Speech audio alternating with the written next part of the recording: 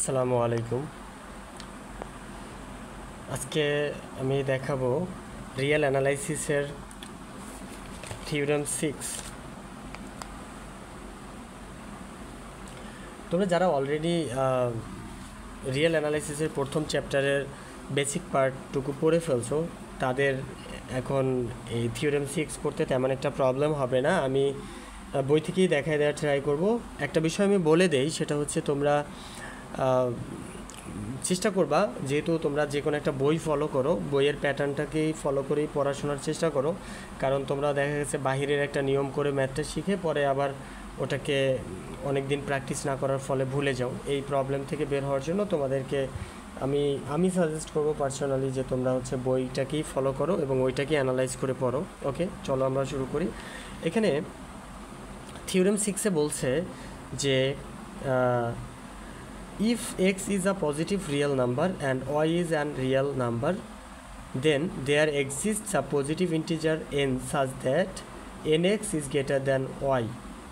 এখন বিষয়টা হচ্ছে, যদি তোমার এখানে x একটি ধনাত্মক পূর্ণ বাস্তব সংখ্যা হয় এবং y যে কোনো একটা বাস্তব সংখ্যা হয়, তাহলে একটি ধনাত্মক পূর্ণ সংখ্যা n বিদ্যমান থাকবে যদি, এবং সেক্ষেত্রে কন্ডিশনটা হচ্ছে nx is greater than y হবে।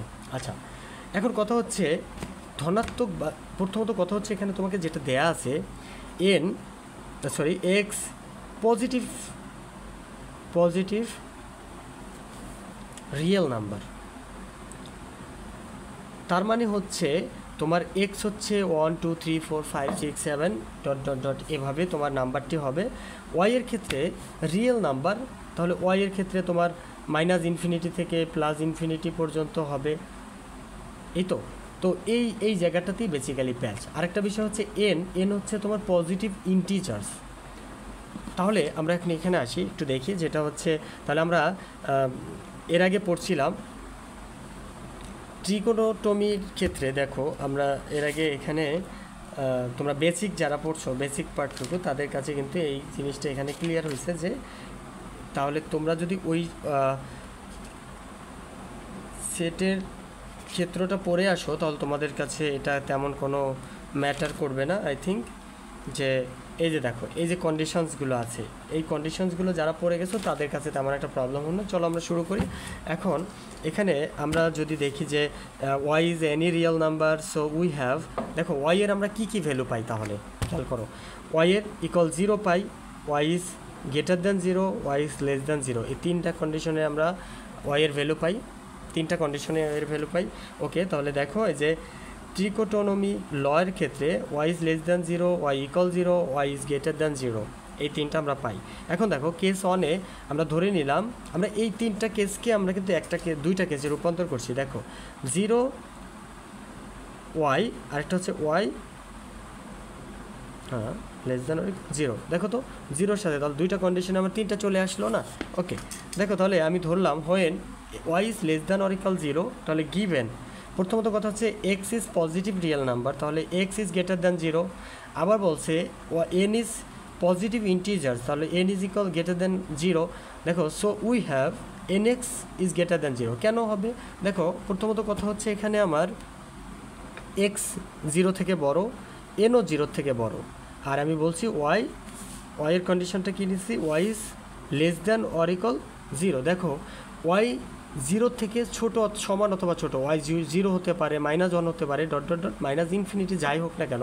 দেখো এনও পজিটিভ, এক্সও পজিটিভ, তাহলে এন আর এক্সকে গুণ মাল্টিপ্লাই করলে এন এক্স এটা কিন্তু পজিটিভ, আর যেটার একটা পার্সোনাল ভ্যালু আছে, এটা কিন্তু একটা ভ্যালু ক্যারি করে। বাট দেখো Y is less than or equal 0, তার মানে 0 থেকে হয় ওয়াই সমান অথবা ছোটো, তাহলে দেখো এটা একটা ভ্যালু আছে, ওয়াই যদি আমি হাইয়েস্ট ভ্যালু নেই তাহলে 0 হবে, আর যদি আরও ছোট সংখ্যা নেই তাহলে মাইনাস ভ্যালু হবে। তাহলে দেখো তো আমার এই কন্ডিশনটা কি মানে কি না, এটা কি হবে না। কেন? কারণ দেখো এই যে 0 থেকে এন এক্স কিন্তু বড়, তাহলে আমার এখানে N X is greater than 0 মানেই কি ওয়াই, তাহলে আমার এই কন্ডিশনটা কি মানলো না। দেখো তাহলে আমার এখানে আসো যে সরি একটু ভেরি সরি, যেটা N x greater than oracle greater than হবে এখানে।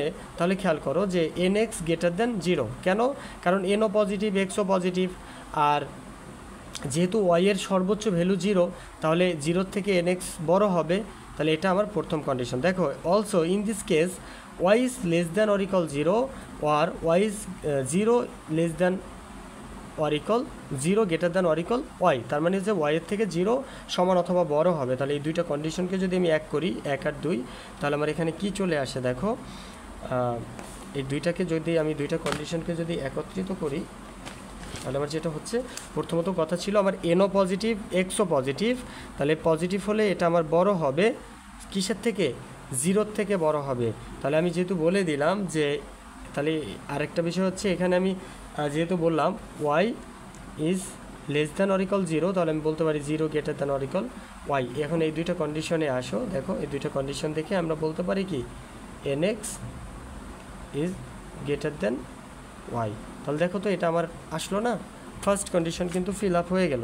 এখন আসো সেকেন্ড পজিশনে, আমরা এখন যদি ধরে নেই ইফ পসিবল কথাটার মানে হচ্ছে এটা আসলে অনেকটা অসম্ভব, কিন্তু এই অসম্ভবটাকে আমি ধরে নিলাম যে এটা সম্ভব। দেখো কেস টুতে when y is greater than 0, মানে y হচ্ছে 0 থেকে কি বড়, এটা কখনোই সম্ভব না, তারপরেও ধরে নিলাম, কারণ in this case if possible let nx is less than or equal y। আমি দেখো যখন y 0 থেকে বড় হবে তখন আমি ধরে নিলাম যে nx হচ্ছে y এর থেকে সমান অথবা ছোট, যেখানে n ন্যাচারাল নাম্বারকে মিন করে। তাহলে দ্যাট ইজ দ্য সেটটা কী হবে দেখো, তাহলে আমার এখানে nx less than or equal y, এটা আমরা সেট পাইলাম। দেখো is bounded above and y is an upper bound. দেখো এটা হচ্ছে বাউন্ডেড সেট অ্যান্ড y হচ্ছে আপার বাউন্ড। আপার বাউন্ডের বিষয়টা কী ছিল, আপার বাউন্ডের বিষয়টা ছিল একটা সেট থাকবে, ওই সেটের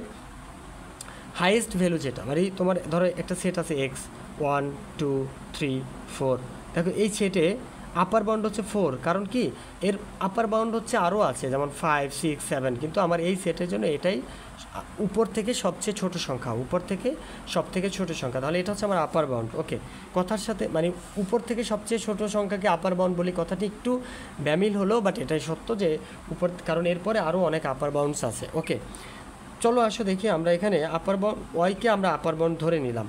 তাহলে দেখো the set X has a least upper bound say U, আমি ধরে নিলাম যে লিস্ট আপার বাউন্ড মানে কি, লিস্ট আপার বাউন্ড মানে হচ্ছে এটা তো অনেক আপার বাউন্ড আছে 4 5 6 7 8 9, বাট লিস্ট আপার বাউন্ড হচ্ছে কত 4।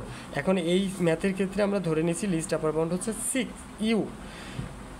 তাহলে দেখো nx is less than or equal U, ওই যে ওয়াইটাকে যেহেতু আমরা আপার বাউন্ড ধরছি, ওয়াই আপার বাউন্ডের অনেক ভ্যালু আছে, মানে যেটা এরপরে আরও সামনের দিকে যাবে, বাট এটার আমি লিস্ট আপার বাউন্ড ইউ ধরছি, তাই nx less than or equal U. তাহলে দেখো আমি যদি n এর মান আরও এক বাড়াই n plus 1x less than or equal U, তাহলে দেখো এটাকে মাল্টিপ্লাই করলে nx plus X less than or equal U, তাহলে nx less than or equal U, এই এক্সটাকে ডান পাশে নিলে ইউ মাইনাস এক্স। এখন একটু খেয়াল করো, এখন nx minus less than or equal U minus X, দেখো তো ইউ মাইনাস এক্স মানে কি, ইউ থেকে এক্স বাদ দিলাম, তার মানে ইউ এর থেকেও ছোটো কিছু, তাই না, এক্সের তো একটা ভ্যালু আছে, তাহলে ইউ এর থেকেও ছোটো কিছু হলে তখন তোমার হচ্ছে যে এই যে ইউটা তাহলে আমার হচ্ছে ইউ মাইনাস এক্সের থেকেও বড়, তাহলে দেখো nx less than or equal U minus X less than U, তাহলে এই জায়গায় এসে দেখো U minus X is an upper bound. এটা কি সত্য কথা, nx ইউ মাইনাস এক্স, যেহেতু আমি লিস্ট আপার বাউন্ড ইউ বলছি, তার মানে আমার আপার বাউন্ডের মধ্যে সবচেয়ে ছোট আপার সংখ্যাটাই হচ্ছে ইউ।